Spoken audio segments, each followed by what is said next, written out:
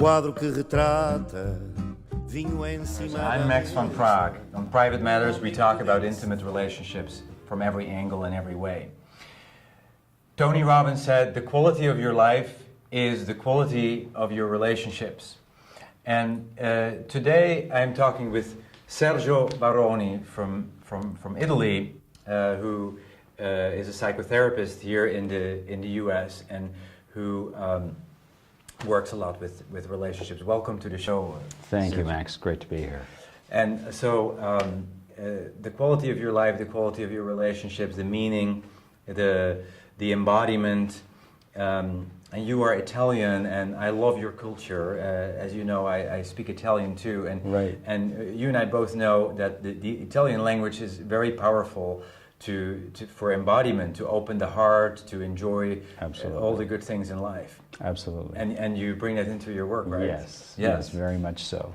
Oftentimes what I do in my work is try as best I can to, when people come into the room, to immediately help them to feel welcomed. And I literally open my heart with people to be able to help them. I feel like when we feel loving feelings toward each other, we sense that on some level. And there's a part of us that registers that there is loving energy and loving feelings in the room, in the same way that even our animals can feel when we're loving them and caring for them. And so I never take that for granted in my work. I feel like much of what happens in good psychotherapy relates to the transmission of unconditional love and acceptance with one another.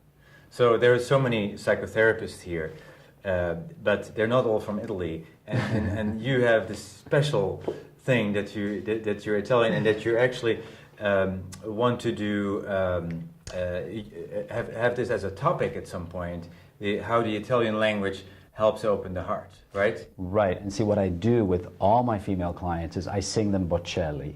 I sing them a few arias of Bocelli. No, I'm kidding. I mean, the minute you hear Bocelli sing, or any, Pavarotti, or the minute you hear Italian being sung, I mean, right there, transformational shifts already occurring in the person that radically open their heart to a feeling of their own sensual aliveness, to the feeling of the goodness of life, the way that it feels good to connect heart to heart. And I think, I come, the Italian culture and even the family that I come from, singing was a big part of that. Expressing your emotions fully and passionately is a big part of the culture and where I come from. And so for me, it's all integrated, the quality of fully embodied, heartfelt, emotional and energetic expression is integrated in the Italian culture, and that's why I feel Pavarotti as archetype, the voice and the senses, and I think he loved food and sex and everything. Yes, and it's the full immersion of living. It's the recognition that we are in these bodies to fully celebrate the gift of being here. And at the same time, in my work, it's not so much about the raising the amplitude. Like, you don't have to get louder and louder to feel more and more of your aliveness, or to get in touch with your own core sensitivity. It can be on a quieter, more subtle level. But the key thing is that you're feeling and sensing all of yourself. You're sensually turned on to yourself and to life and to whoever you're with. You are fully participating in moment by moment and tasting and sensing what's happening. All the senses, yeah. Well, I think this is so great to bring this into the psychotherapy practice, where sometimes, talk therapy doesn't get us anywhere. Right. Tell me about your problems. Yeah. I think we'll talk forever. Right. I think back about some of my training, my earlier training as a psychotherapist. I thought that was nonsense. A lot of that was much more about developing kind of an aloof persona, right, where you could just be a listener, but in a more like aloof way. And what I found is that actually what really helps people is to be really connected, to help them feel that you're really, really there. And so that's what I think really helps people shift and heal much more rapidly, to feel that there's someone really there that cares, that's really engaged, and that is creating a kind of a woming space, or a kind of space where you're helping that person to give birth to themselves. You're kind of helping that person have full permission to be themselves, you know, radically, unconditionally accepting in the way that they are held. And that's a true gift, to be able to show up for that way with each other. Men-woman energy, how do you work with men-woman energy? I think what's a shame is that oftentimes we don't sufficiently appreciate that we are embodied as men and women to bring these wonderful, the complementary aspects of the masculine and the feminine energies, and how they are embodied in not necessarily men and women, because it could be two men or two women who embody the masculine and the feminine energies. But the point being that when there's nature intended for the masculine and feminine to come together and to harmonize and to create synergy, to create a wonderful symphony, an explosion of life energy, of joy, of complementary, of the complementariness of how those two energies come together in us. So men and women oftentimes tend to come together and then very quickly discover, my God, we're so different from each other, and how do we relate? So it's quite complex. We could spend hours talking about it. So, but what do you want couples to understand, couples that are watching? Got it. Well, the first thing is that if you're a masculine man or a feminine woman, that you first need to learn how to honor that is what how you are embodied, and that so the dominant aspect is either your masculinity or your femininity, and that within that you also contain the opposite. Within you exists both. But so if you are leading with your masculine, or if the masculine is naturally what's more dominant in you, then there is that aspect of you that is seeking to fully express itself in the world in what feels like a sense of your own independence, or you're driving to be all that you can be in what feels like, you know, the individuational aspects of you. You know? Knowing where you're going in life. And having clear direction and focus. Yeah. And it's about asserting and expressing yourself and penetrating life with all that drive and directedness. Whereas, and again, this is true and that's true for men and women who are running with that kind of energy. If you're running with the energy of the feminine is all about, hi, how are you? It's so good to be with you. It's so great that we're together and connected. That if we literally interpenetrate each other, we can feel that we're a part of each other. In fact, if I sense into you through my feminine side, I can literally feel that I begin to feel that more and more like you are a part of me. Mm-hmm. And so that part of me naturally feels empathetic toward you. It naturally cares for you and wants to know, how you doing, Max? You know, how can I be of service to you? How can I take care of you? Do you need some holding? Do you need some touch? Are you okay? Yes, that's the feminine. So that's the feminine side. And so between the two, we have an opportunity to be, you know, fully empowered to express ourselves in the world and to not feel held back, at the same time that we're creating wonderful experience of connectedness and community and belonging.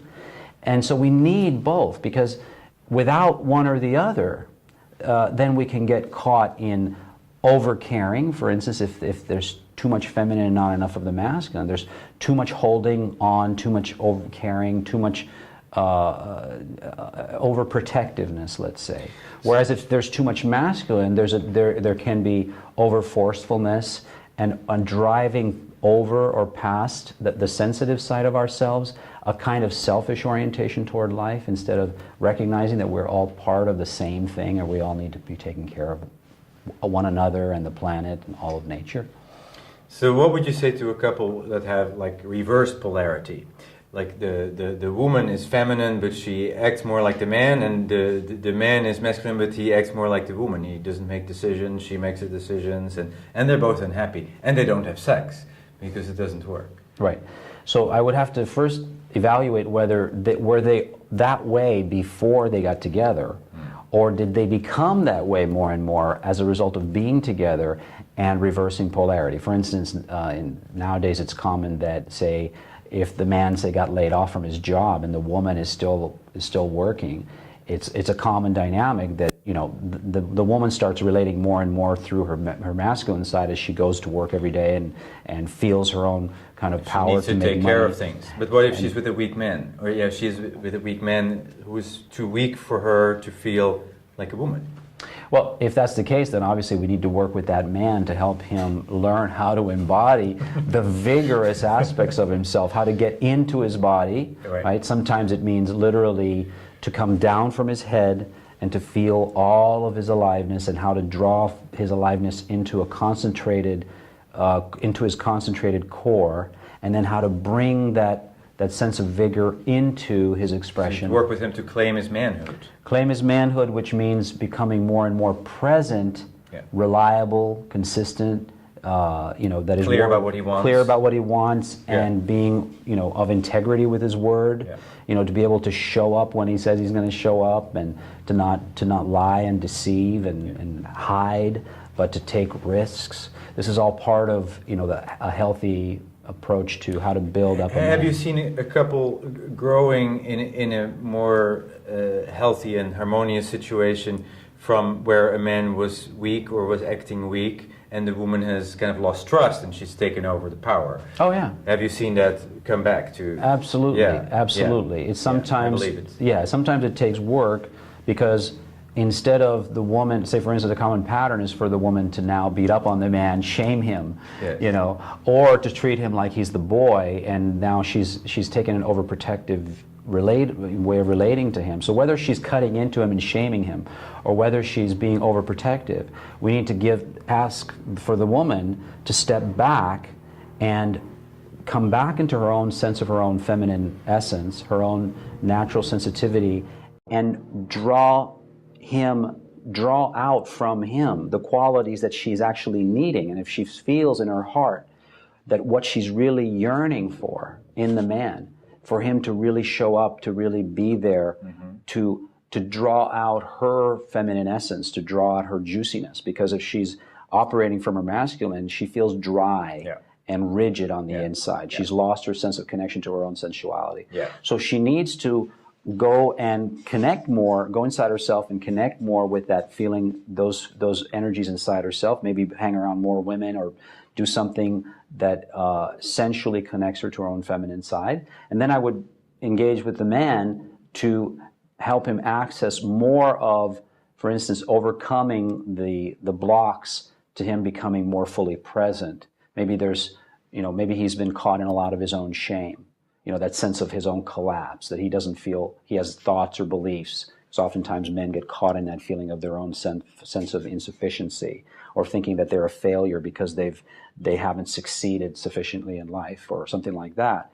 So drawing the man out to, first of all, honor and acknowledge what lives in him, independently of, say, what he's done in the world. Because oftentimes if we just measure ourselves by what we've done in the world, we can get caught in a feeling of collapse and contraction. But the essence of us needs to be claimed or reclaimed to then bring it back into full expression, so then we can do something in the world that makes us feel that we are active, powerful agents in life, not just kind of passive weaklings. But we have to first do it. I feel like oftentimes it needs to be an inside job to gather up the strength, the essence of the man, and then get him to do something in the world that reflects back to him that he has power. It sounds like a lot of work when you talk about it like that.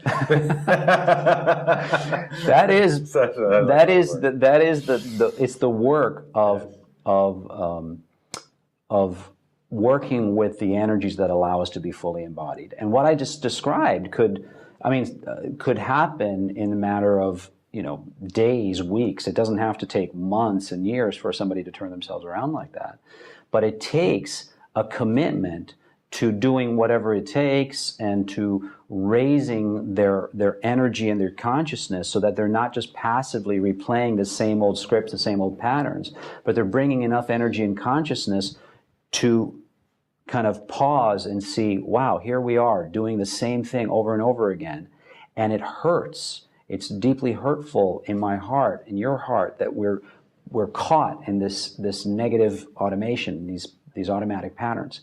Let's call a timeout on that, and then let's bring ourselves into a more radical, deep sense of connectedness within ourselves, which then draws forth our essence, the deepest aspects of who and what we are, and then we can resource ourselves anew. Say we have somebody who has a fear of not being liked or not being loved, a very common theme that's often not addressed, right? Yes. Very important. Very common, absolutely. Deep pattern of fear of not being loved, or some people they may feel, and I felt like that part of my life where I felt like I wasn't loved, and that people wouldn't miss me, or how do you work with that? Yes. So the first thing that I would want to do is help that person acknowledge that within themselves, that they have been carrying within themselves the pain of feeling unseen, unheard for much of their life, and that rather than trying to avoid the feeling of that and then kind of trying to do things to compensate for it, to really just acknowledge the predicament, the situation that they find themselves in. Yeah. So bringing them being able to really acknowledge and feel authentically, this is what's going on with me at this time. This is where I am at in my own state of development or evolution at this time. And I just embrace, I love and accept myself as I see that in myself. I don't just beat myself up about it. I don't just shame myself. I really just try to hold myself with unconditional acceptance, because I recognize that the pattern itself is not me. Yeah. I'm carrying inside me a pattern of feelings of unworthiness, of rejection, of that some part of me is blocked from being fully expressed, from being able to fully express itself in the world and in relationship. But it's not really me. It's just a pattern. It's where I got caught. And so I embrace myself lovingly with full acceptance, with kindness. Then from there, we start engaging with, okay, where, for instance, in your energetic body-mind, do you notice that feeling of where you feel caught or held or blocked? And then we work with unblocking you from the inside out. We work with the actual life energy that wants to express itself fully as you, your own radical aliveness, to help you gradually sense, where is it? What happens? I want to connect with that woman. I want to connect with that person. But all of a sudden I feel I'm afraid that they're going to reject me. I'm afraid that they're not going to see me. And I go in my head, and now I disconnect. So we work with that automation, and bring enough awareness to catch that person, catch themselves in the automation, and then very gradually bring more and more presence in the moment. So next time, instead of just going into that whole loop, they're actually able to gradually bring more and more presence, and with their intention, bring gradually more and more of that intention out and hold more and more space for themselves, allow themselves to get bigger and fuller and draw more of the ground up, so they're not feeling disconnected from themselves. They're feeling more and more connected to themselves. And it's amazing what happens when all those elements come together. This person actually feels their own wholeness, and they're no longer then dependent on the outside for validation. They bring their wholeness into their relationships. And they can tolerate not being liked or loved. And then they'll be able to say, even though you may not see me or like me, even though you may not be able to respond as I wish you would, it doesn't diminish me. It doesn't stop me from being who I am here, being right here. And then you keep saying to yourself, I'm enough. Yes. Even now, I am enough. Yes. Even now, in the midst of whatever's going on, and there's a discomfort, I'm still enough. I'm still okay. I'm still right here. I'm not going anywhere. And that experience of where you're actually now able to avoid triggering shame inside yourself, because you're not going into either an overdrive pattern, an avoidance pattern, a disconnect pattern. You're staying right here centered inside yourself, and you're continuing to sense your way, navigate your way into a greater and greater kind of connectedness. That's a very powerful way of repatterning how you connect, how you show up in relationship level. How do you work with people who have strong fidelity issues, or promiscuity, or don't know whether to be in an open relationship or in a monogamous, but they can't be in a monogamous relationship? Do you embrace all different forms of relationships in your... Well, remember, it's not about me. It's not about you, yes. It's about what works for them. About, because I don't remember that we're all unique, such radically unique beings. And our purpose in life is to awaken, discover, and celebrate our uniqueness. So whatever works for me may not work for you. And maybe we would discover that in your case, if I'm working with you, that there's a natural inclination for you to be with to connect with more than one person, to have, just like we may find ourselves naturally yearning to be with more than one partner, or after a certain point in one relationship, it feels like it's just coming to a close, and we allow it to come to a close, and then we open ourselves up to somebody new. The point is that what I would want to do is to explore, okay, how much of this is your own, is your quest to experience deep intimacy with yourself and another, or is your quest to actually bounce from one relationship to another, to sort of like, you want to pollinate, or take a little whiff of the little flowers in the garden, but never really go deep with anyone. There are people who are, I talk to so many experts in this field. There's people who are really wired to be polyamorous or polygamous. They're really not suited to be with one person, and they need to accept that. Right. It may change, it may shift at some point, but it's important to fully embrace that for some people, and not say that it's some kind of a defect because they can't commit, or I believe that it's a real choice to embrace, and it's okay to make that choice. Yes, and I certainly believe that radical accepting yourself as you naturally find yourself to be, uniquely to be, is extremely important. So it's not about you having to comply to some external authority about how you're supposed to be in relationship. The question is, if you and others find a way to relate that is deeply fulfilling to you, then beautiful. If it really deeply works for you in a deeply fulfilling level, great.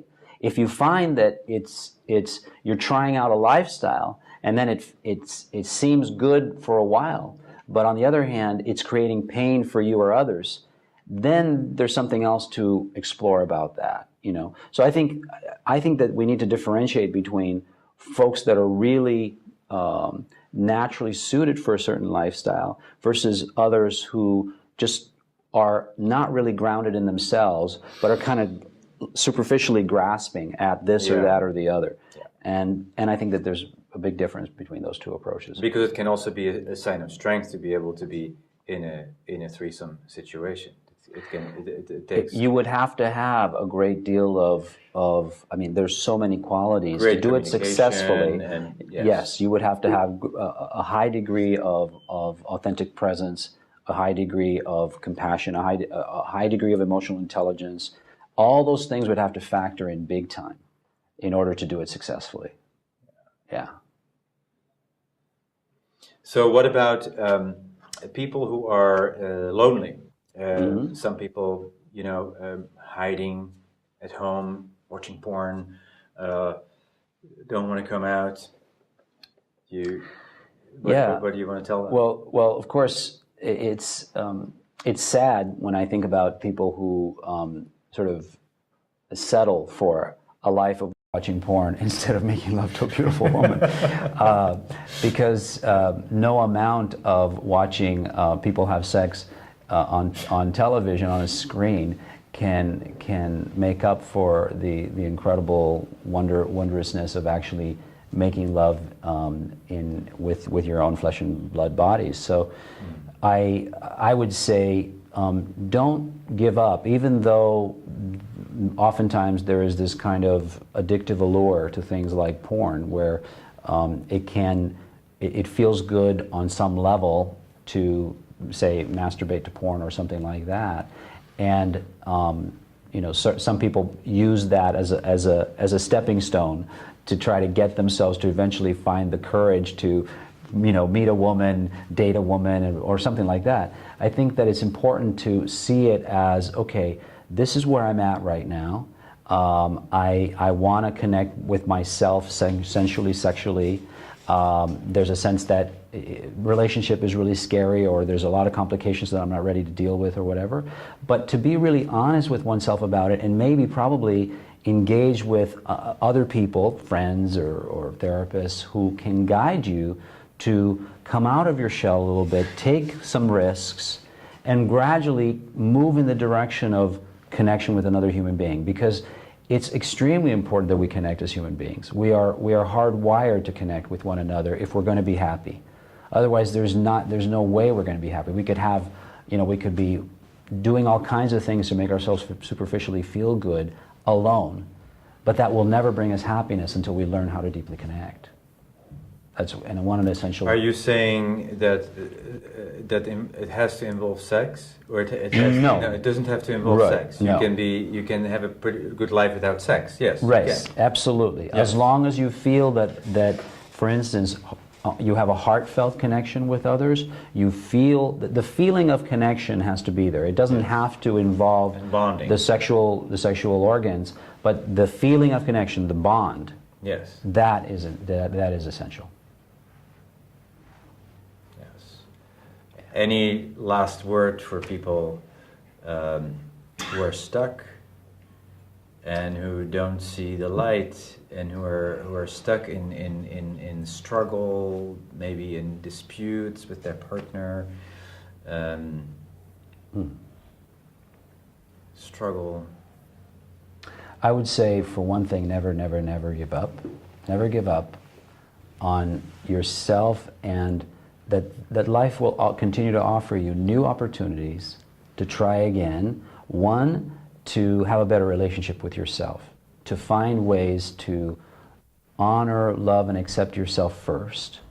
And then remember to watch your projections. Oftentimes we get so caught up in our projections of others. We project our worst fears onto others, and then we get caught in a struggle to overcome what really are the projections of our own mind, because there's a movie player constantly running in our heads. What we need to do is stop, drop inside ourselves long enough and pause to be able to evaluate and see the ways that we're projecting on ourselves, we're objectifying or diminishing ourselves, and instead hold ourselves with a kind of loving, kind embrace, and then try to project more of that a friendly intention out there in the world of others, to try to convey that there's a lot of good people out there that do want to connect with you, no matter who you are.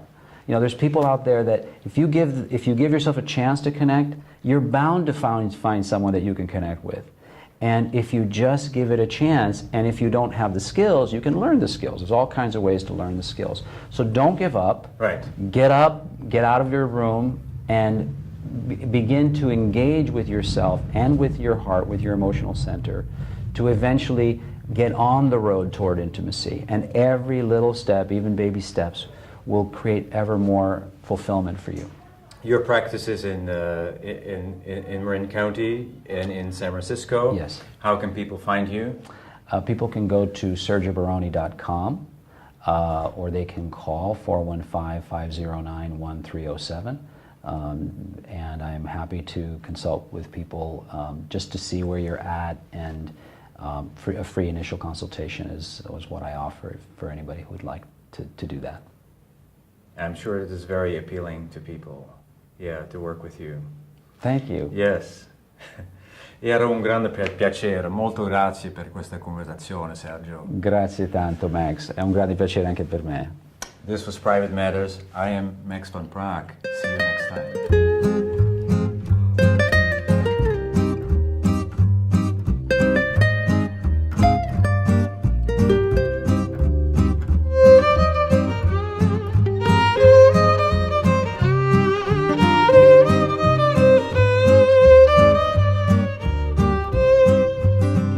Há um quadro que retrata vinho em cima da mesa, um homem que dele se farta e uma mulher de alma acesa, uma guitarra calada, um cigarro entre mãos, uma taberna afilada, um poema em conversão, um copo que mais espera, uma agulha pronta a sair.